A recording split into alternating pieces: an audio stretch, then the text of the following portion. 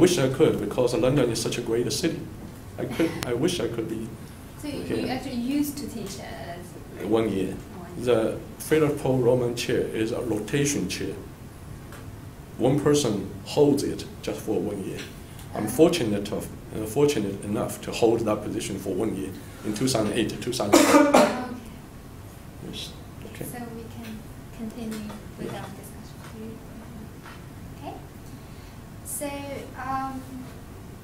we are aware that actually following Obama's re-election as the president of USA, there has been some reshuffling of Obama's cabinet. Especially the Secretary of State, of Defense, and of Treasury, etc. So, actually, some analysts comment that these appointments are actually in favor of the U.S.-China relations. And do you agree with them? You see, actually, we should not try to overemphasize the importance of U.S.-China relations in the overall apparatus of U.S. politics. You know, Obama has a huge agenda, comprehensive, complicated agenda to deal with in his second term.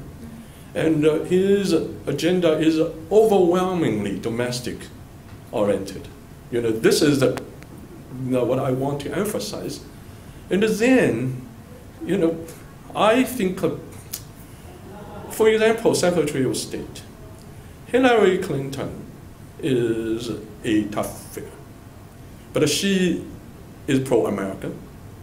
And whoever, you know, is to becoming the new cabinet member and who have been, will be pro-American. So the question, I don't feel comfortable in commenting if this is more favorable to U.S.-China relations or less favorable.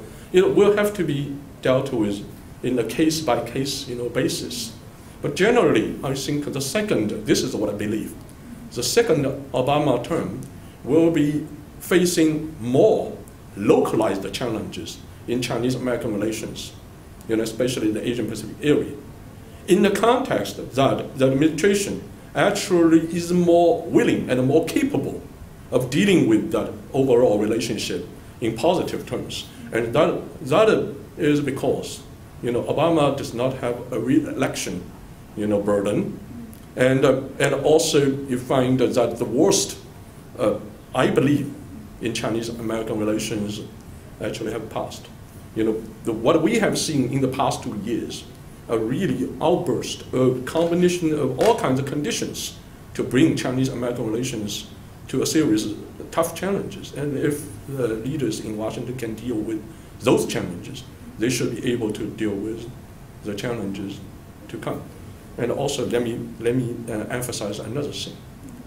All the problems between China and the United States that the two countries are facing today are all within the scope of the problems that the United States had to deal with Western allies in the past. You think about this.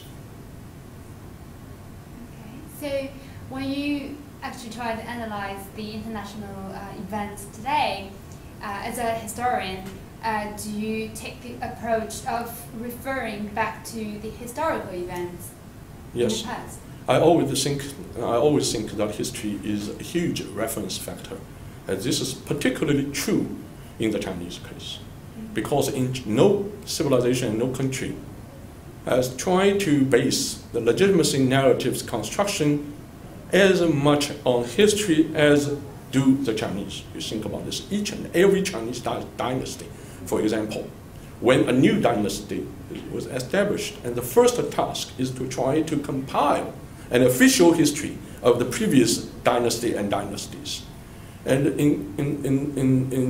in current China, and to what extent, if you read the Constitution of the People's Republic of China, you find that there's a very big section devoted to a historical narrative, which actually defines the kind of legitimacy foundation of the People's Republic of China, which is very much, you know, in line with the Maoist statement at the time of the PRC's establishment, when the Chinese people have stood up.